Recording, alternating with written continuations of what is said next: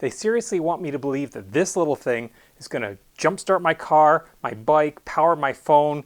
Well, let's test it and find out. Coming up next on Goldwing Docs.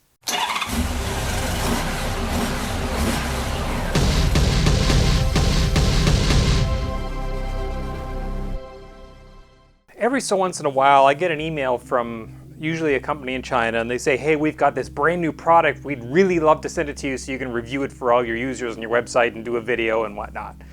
I usually say no. Usually, the product is garbage, and more often or not, the product has nothing to do with motorcycles at all. Seriously, I've got the weirdest product review requests.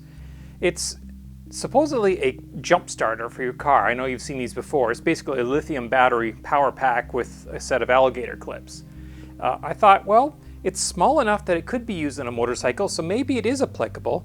And plus, the designers behind this product are from another company in China that I do recognize and actually respect. This is a Hulkman, and I believe it's a brand new company. So this is one of their first products, the A85S. It says it can start up to an 8.5 liter gas engine or a 6 liter diesel engine. It says you attach the clamps, wait till it says ready, and then start the vehicle. So let's have a look at some of the specs here. It says it will speed charge at 65 watts, and it has an ultra large battery capacity of 20,000 milliamp hours or 20 amp hours. Basically, it means it has enough capacity that it will put out 20 amps for 1 hour or 1 amp for 20 hours or somewhere there in between. Highly questionable is the statement, peak voltage 2,000 amps. Well, there's a couple things wrong with that statement. First off, voltage is measured in volts, not amps. Amps measure current, not voltage. And if something were to put out 2,000 amps, the size of this, it would vaporize. 2,000 amps is an awful amount of current, especially at 12 volts at 2,000 amps. Yeah, I don't think so. Okay, so I'm here editing this video, and I realize I'm kind of coming across a little bit negative in terms of this product, and I'm kind of slagging it off a little bit, and it's not justified because if you keep watching, I actually ended up really liking this product. So just hang on and bear with me because I didn't want you to get the wrong idea that this, I'm kind of grouping it in with crappy Chinese products that I've seen in the past. And this is definitely not one of them because it's actually designed in the US. So by a team of US designers. It turns out that I'm very impressed with the design and the technology in this thing. So hang on, bear with me. Let's back to the video. So let's open it up and see what it looks like.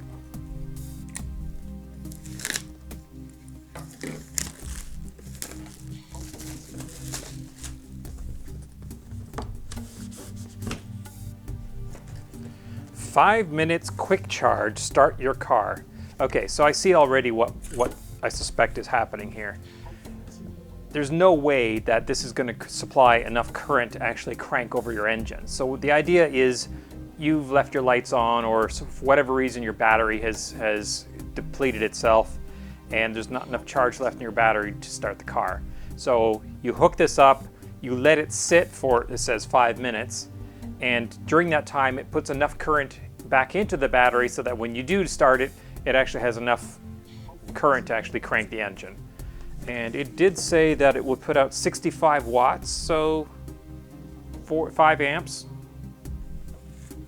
That's reasonable. So if they're talking about 5 amps at 5 minutes, if your battery's not too depleted, I can believe that that is the case. Well, it's a nice box with foam inside there. You are here! Yes, I am. And what's in here is a manual. A few moments later. Okay, so let's have a quick look at some of the claims it makes here. It says it will has 65 watt patented speed charging technology. It will work at any temperature. It says it can be used at minus 40 degrees. It will reach its starting temperature within 100 seconds. Okay, so that's important to know. if you're keeping this in your car or what have you and it's cold outside, lithium batteries really don't work well in the cold. They don't put out a whole lot of power. However, they will heat up themselves. So as you use it, it starts heating itself up, and as it heats up, the efficiency starts increasing, the current output increases to the point where it's generated enough heat internally to actually work properly. So that's what they're saying there. Here it says the maximum peak current is 2000 amps, unlike where it said the voltage was 2000 amps on the outside. Again, 2000 amps, okay, they say peak, so maybe the instant you touch it and there's a big spark, you get 2000 amps for a microsecond. Again, I really highly doubt that figure. 2000 amps is a huge amount of current. Again, at 20,000 milliamp hours. Okay, so it has input, Type-C input, where it has fast charge, PD. PD is power delivery. It's a new USB-C fast charging standard. So it means that you can plug a fast charger, a USB fast charger into it, and it will deliver and charge quickly. It also has an 18-watt PD output. So if your phone, like my phone, which I can't show you because I'm using it to record this video, has a USB-C input that's capable of accepting PD power, which my phone does and pretty much all the new phones will from this point on, this unit will fast charge your new USB-C phone. It also has Quick Charge 3. So if you have a cell phone that uses quick charging using the older Qualcomm Quick Charge standard, this will also do that. So I see this as handy as a massive phone charger, not just a booster. It will supply 12 volts, actually it says 15 volts, so it's probably 13.8 volts at 10 amps. How long it will actually supply that for is questionable, but technically you could plug a 12 volt appliance into this thing and it would actually work. So that's enough of the instructions. Let's see what else is in the box. So here's the unit itself. It's fairly beefy. It says, hit the road now. The packaging is actually kind of cool. So let's pull the plastic off this. So it's got, I assume this is going to be the display right here. It's got a couple buttons, and here's our 12 volt jack. All right, so there's some reasonably high amperage terminals there. We've got lights, and I guess this is probably going to be the light button. And there's our lights. So we have a flashlight. It's not terribly bright, but when you're dark outside trying to fix something in the dark, I guess that would be more than enough. So if I push and hold down the light button, hopefully that's going to turn off. Oh, look at that. There's different brightnesses and you can also make it flash. Oh, and you can make it flash red. Isn't that nice? Okay, so that is, oh, here's the other side here where we have the inputs. So we have a Type-C, that's all for input and output, so you can plug a phone in there and charge the phone, or you can plug a USB-C power adapter in there and use it to charge this, because the USB-C port is both in and out. Then there's a standard USB port there you can plug any phone cable into. And then we have a coaxial power port there for a DC power port for charging.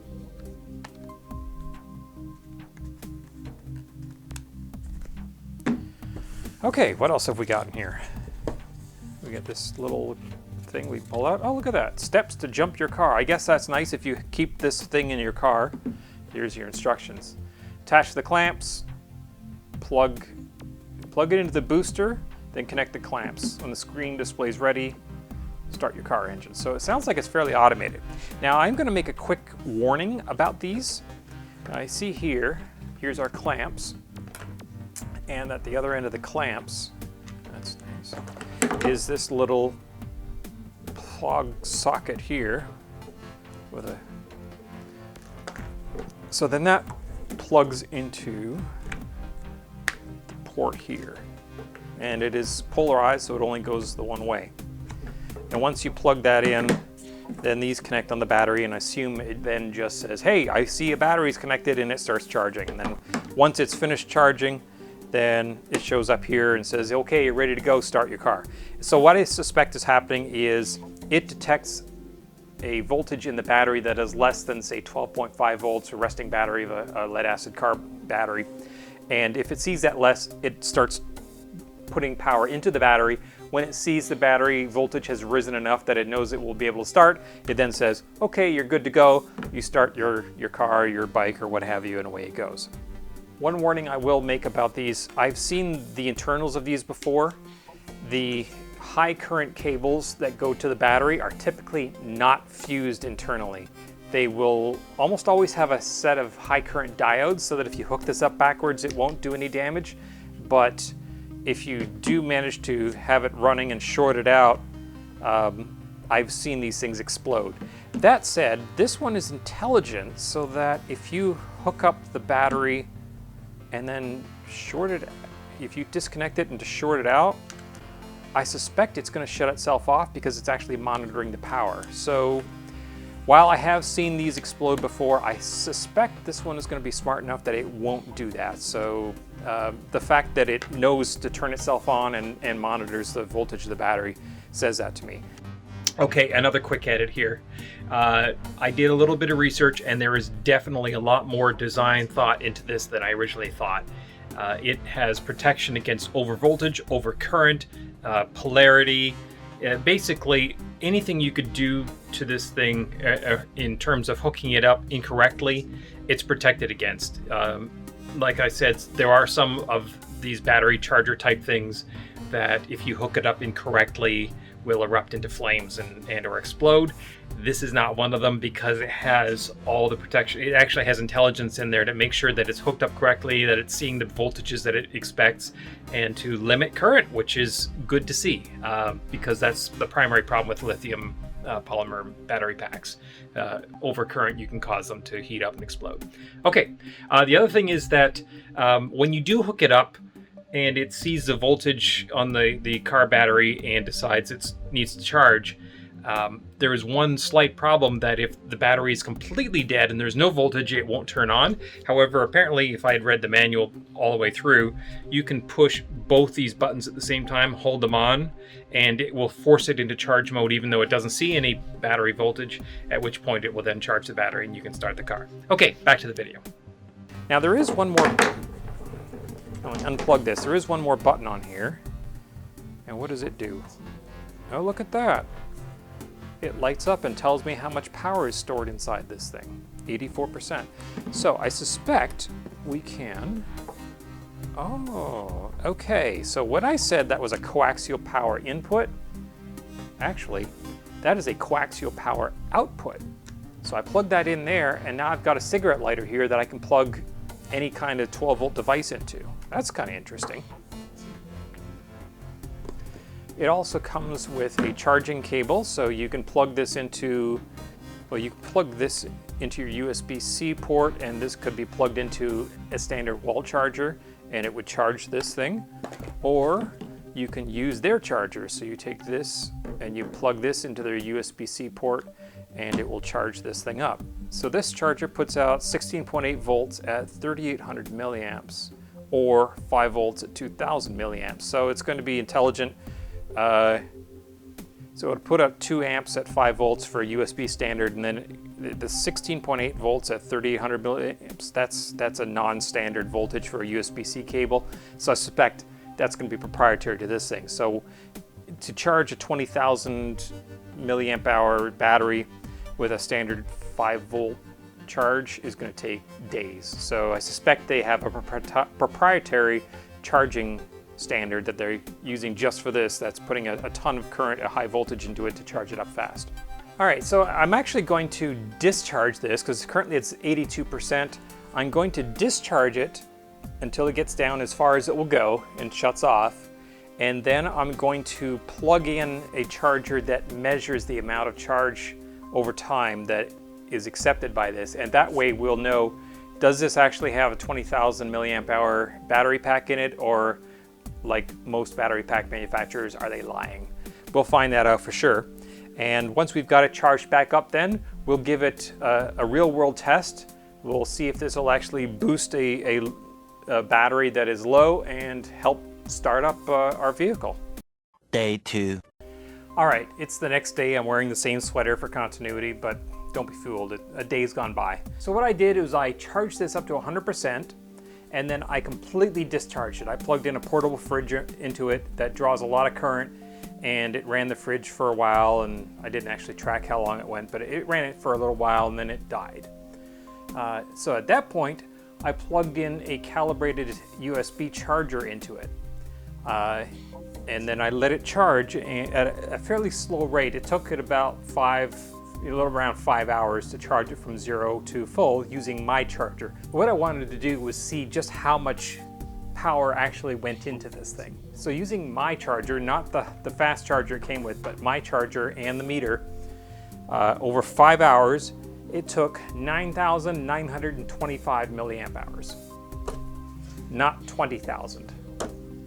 So my guess is that there is a 10,000 milliamp hour pack inside this, not 20,000 as it's advertised everywhere. That, unfortunately, is fairly typical. Virtually all of the cell phone battery packs, these types of battery packs, all the battery packs you see that have lithium cells in them, they sport ridiculous capacities on them in terms of, tens of thousands of milliamp hours, and they're virtually all false advertising. They lie. So unfortunately, this looks like this is the same. Now, I did plug in a load into this, and it was a fairly low load. I drew only about 3/4 of an amp from it. After it was fully charged, plugged in a 3/4 of an amp load into it and let it run. It ran for about 14 hours and drew 11,800 milliamp hours, so about 12,000 milliamp hours. So 10,000, 12,000, it's fairly close, but it's definitely not 20,000. After it was completely dead, I then plugged in the fast charger that it came with, and it charged it from 0 to 100% in 90 minutes. That's pretty impressive. This charger puts out 16 volts at I think 5 amps, so this is a hefty charger. Don't go plugging this into your phone. It's probably non-standard. It may cause your phone to erupt in flames, but for charging this thing, it's pretty good. It charges it very quickly. All right, the acid test. Will this start my motorcycle? So I've left my motorcycle with the key on to drain the battery. I know the things I do for this channel. So my brand new, well, not brand new, but so my relatively new Motobat AGM absorbed glass mat battery, I let it run down until it was about 10.5 volts. Not good for the battery, but hey, you gotta do what you gotta do in order to test the product, right? So let's go out into the garage, we'll plug in these into it and see how it works. 12 seconds later. Okay, so now we go to the ultimate test, which is the real world test of boosting my motorcycle. So I let this charge, and like I said, it took about 90 minutes to go from 0 to a full charge using their included fast charger. In the name of science experiments, I have left my motorcycle with the key turned on for about an hour and 20 minutes. It drained the battery down to, I think it was 10.5, 10.7 volts with all the lights on and everything, to the point where this bike will no longer start. It will crank, but it won't start because the 1500 is a very power hungry beast, and if you have a low battery, it has enough power to crank the engine, but not to start the engine. So you have to actually do both. Obviously, when you crank the engine, you want it to spark the spark plugs. And if there's not enough power, what happens is when you crank the starter, it uses all the power up to crank those 6 cylinders over in the engine, and there's not enough power left over to activate the computer and spark the plugs, so obviously the engine's not going to start. So what we need to do is get the bike to have enough electrical power that it will both crank the engine and spark the plugs at the same time and get us on our way. So here's our acid test. We are going to open the port on this. We'll plug this thing in there. Okay, so the positive connection is on the battery here, so I'll get that in there. I'm gonna make sure that we're not shorting out on anything. Okay, so that's not hooked up. Let's try it again. The wires on this are a little bit short, which is just a little tricky here. All right, back in the editing suite here again. I wanted to make a couple comments on the clips of this thing because they were a little bit difficult to get on the terminals. You can see that it has a little bit of teeth in there, and you have to really get it in and around. So I think I would probably prefer it had something along these lines where you can see where you can actually get in on the side terminal and the clips are a little more beefy. That said, this type of clip here is has the metal exposed more. All these joints and everything are all live, so if you actually touch the battery terminal and a piece of the car body at the same time, or the bike body at the same time, you can actually short out your battery, which is bad because it can cause your battery to explode. Whereas the Hulkman clips it comes with are actually plastic with embedded copper in them. So if you look at the contacts, they're completely enclosed. That's actually a really good thing for, especially for people that aren't mechanics, because it makes it very difficult to get this thing in on the battery and then accidentally short out against something in the frame of the car or something along those lines. For that reason, I'd be happy giving this to my mom, because you could just plug it in or connect the thing up, put this on the battery terminals.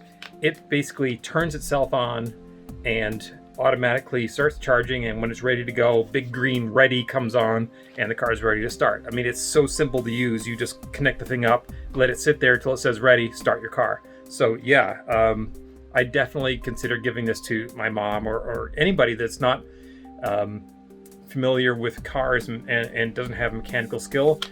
They could use this thing. All right, back to the video. Okay, that's on there now. And as for ground, I can't, with my Corbin seat, I don't really have access to the ground on here, so I'm just gonna pick a piece of metal. Here's a screw right there I could use, or brake pedal would work, crash bar, anything metal really that's connected to the frame will work. Let's see if this will do the job.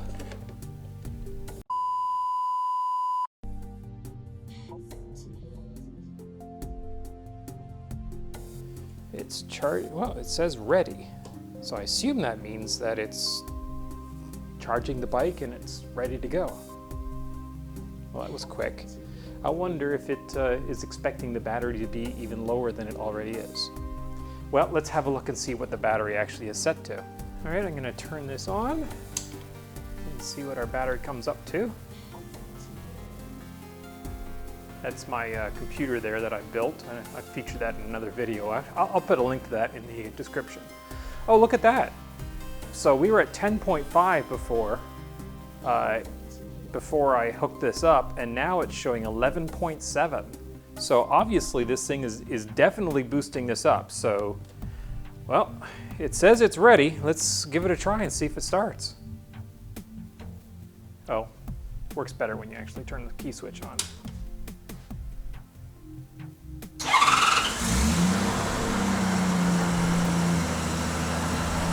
Well, I would say that's successful. The bike would not start before. It would crank slowly, but it wouldn't actually start. I hooked this up, let it sit for just a second or two. It came up and said ready. The voltmeter showed that the voltage increased considerably, and as soon as I pressed it, it started right up. So that's definitely a successful test, I would say. And I noticed that the display did say it was 100% before. It's now down to 98%. So it did use a little bit of power out of this to actually start the bike and get it working. But I gotta say, I'm actually kind of impressed. I did not expect that this was going to actually have that much of a difference. It's a fairly small unit. Like I said, it was only showing right around 10,000 milliamp hour capacity. Like I said at the very beginning of this video, I was a little bit doubtful about these types of products because they always look like gimmicks to me. But I gotta say, it works. All right, so it actually works.